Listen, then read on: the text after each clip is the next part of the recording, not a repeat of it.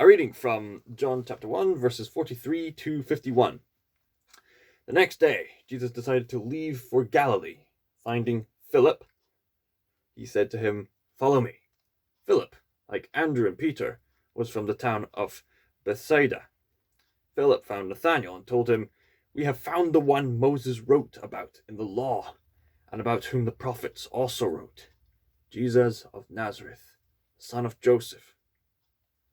"Nazareth? Can anything good come from there?" Nathanael asked. "Come and see," said Philip.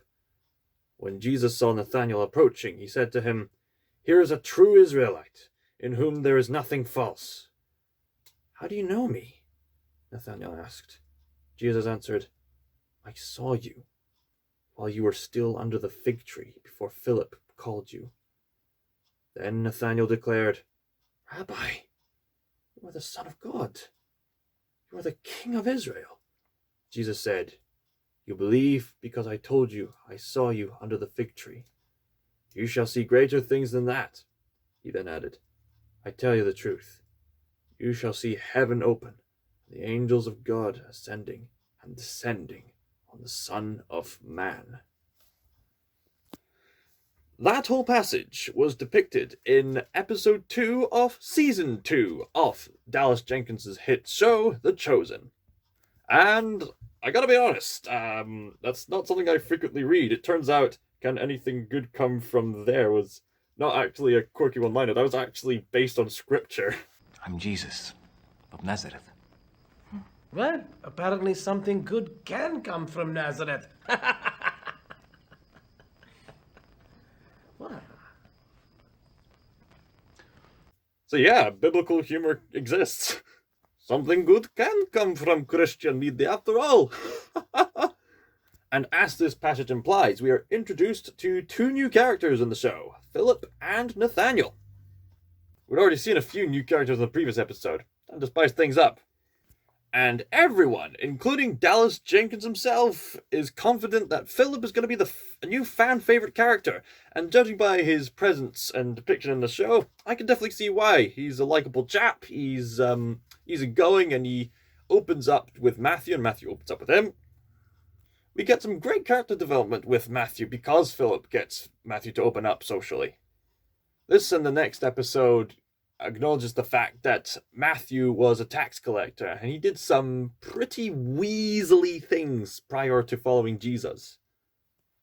He admits he's never done manual labor, he admits that he hasn't had this many close friends before, he admits he's outside of the social circle, and Matthew is not only opening up to Philip, but he's also opening up to Mary Magdalene and the new lady friend. I kept forgetting her name, sorry.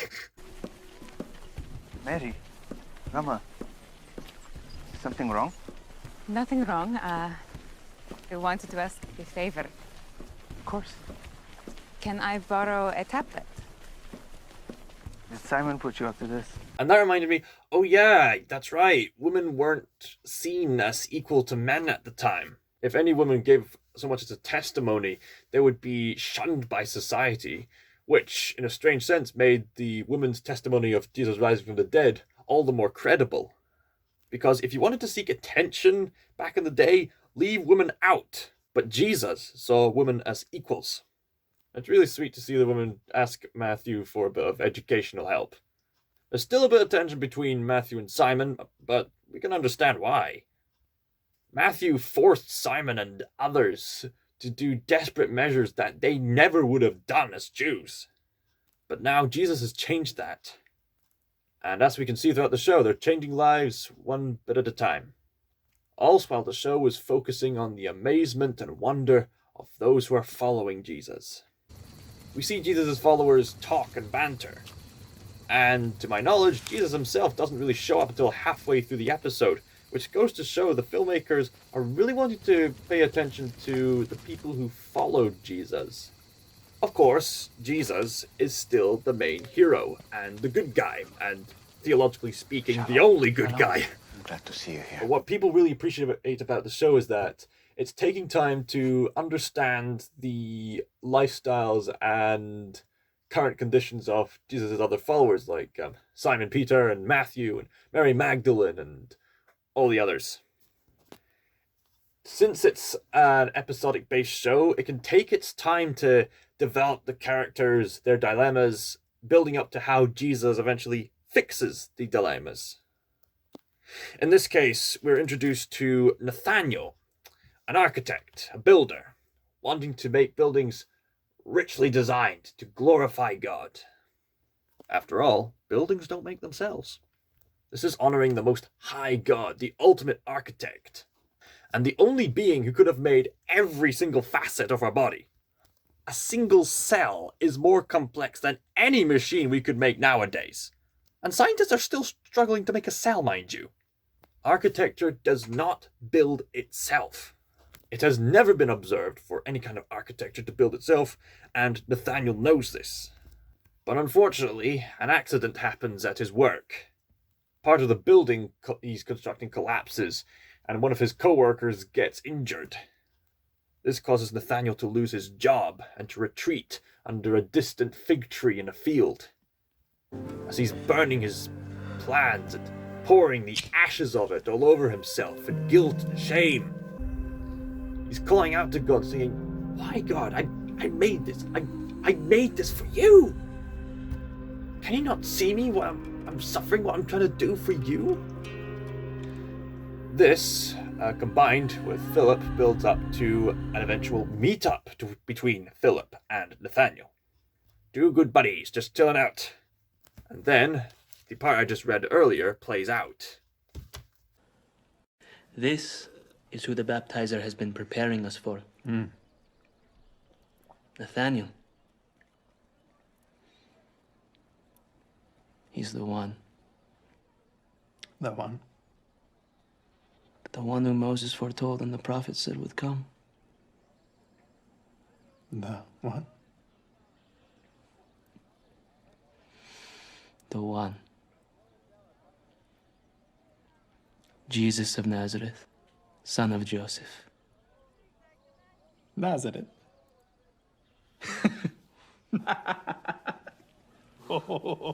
Can anything good come out of Nazareth? Come and see. Oh, little dump on a craggy hilltop. I'm serious. No paved roads, no public buildings. They barely have a synagogue. You can't. You really can't. Hey, I'm just telling it like it is. Why can't I do that? Because you're mean. The families, illiterate day laborers and peasants, by the way, sleep under the same roof as their livestock. Listen to me. Honestly, Philip, saying the one is a Nazarene is practically heresy. Just come and see. And it's rather poignant that what's being said here is also reflecting the nature of this show, as Dallas Jenkins has no doubt already told you people about. Can anything good come from Nazareth? Nathaniel asked. Just come and see, said Phillip. A lot of people look at this show and just think, okay, what good can come from Christian media? I mean, it's usually so cringy when it's done wrong. Trust me, I'm a passionate film and television reviewer as much as I am an artist. Yes, I made those landscape paintings.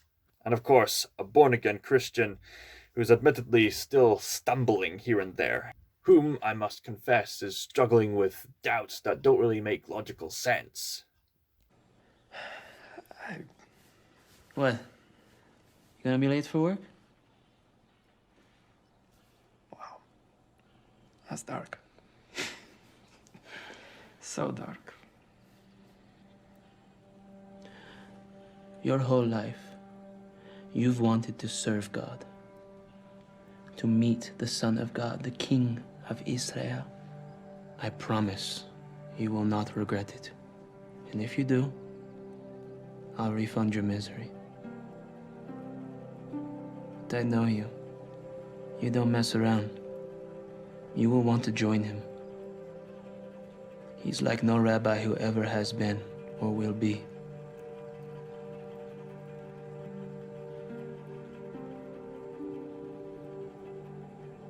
I've never seen you talk like this.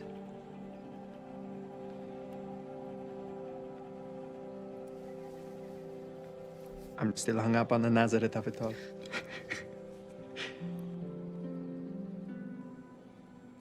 Come and see. A lot of people can relate to Nathaniel here. Of course, some creative liberties were made with this series, but the way they've portrayed Nathaniel really brings the scripture alive. That's one of the things I really love about this show. It doesn't twist scripture to preach a different, comforting, ear-tickling gospel. No. Dallas and his team respect the scriptures. They respect the material they have to work off with, and they clarify it. And they don't alienate people. They invite them in. That's the way they're trying to depict Jesus in the show too. Because Jesus came down to relate to us, to have a relationship to us, a restored relationship. And what's significant about this episode, it tells us that God is with us even when we don't think he's there. What did you say about me?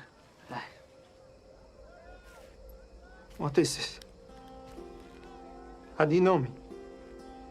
I have known you long before Phillip called you to come and see. Don't look at him, look at me.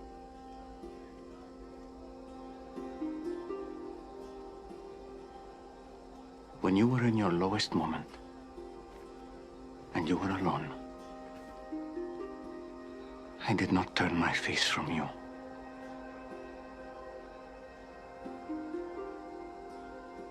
I saw you under the fig tree.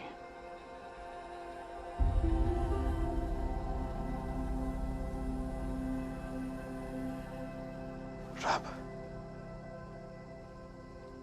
There it is.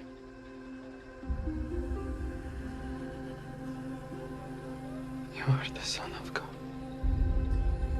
the King of Israel. I knew it. Well, that didn't take long. He doesn't mess. Phillip gets Nathaniel just to come and see this rabbi who's not like other rabbis. Jesus says to Nathaniel, I was there when you were under the fig tree. And we as the audience know the full context of that. Because even though Nathaniel didn't see Jesus physically with him in the field, Jesus being God incarnate, being omnipotent, knew that Nathaniel was there calling out to him. And Jesus calls Nathaniel by name. Nathaniel knew that there was no one else in the entire world who would have known he was running to that fig tree except God himself, who was looking at him right in the face right there. What a wonderful way to end the episode, huh? It's beautiful that no matter what doubts that you or I can go through, doubt is not the same thing as unbelief. If we call out to God, he'll listen. You can get as angry or frustrated or sad as you want. He'll listen. Because sometimes God will close some doors so that better doors will open up. It's just as Dallas Jenkins experienced himself. If I've got this correctly, it's not his job to feed the 5,000. All he has to do is provide the loaves and fish. This reminds me of a beautiful story I've heard of someone who was walking with God on a beach. The beach represented his life. And then as he looked back, he saw 2 pairs of footprints. And then he saw 1 pair of footprints just at the last stretch. The man said, God, why did you abandon me at that last stretch there? And God said, my child, can't you see that during that last stretch, I was carrying you? I myself am a very flawed person. But all of you who are watching, call on to Jesus. No regrets.